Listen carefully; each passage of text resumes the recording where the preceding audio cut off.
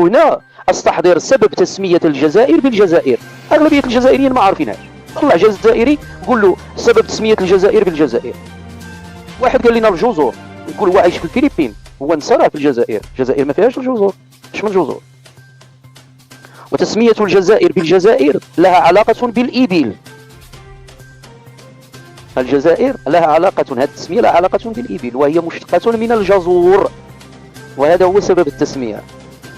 إذن القبائل هي الأصل، القبائل هي البلد، القبائل هي الجزائر، القبائل هم السكان الأصليين، القبائل هو النظام الأولي في الجزائر. ولذلك حتى المستعمر لما خرج اعترف لهم بالأحقية في الأرض.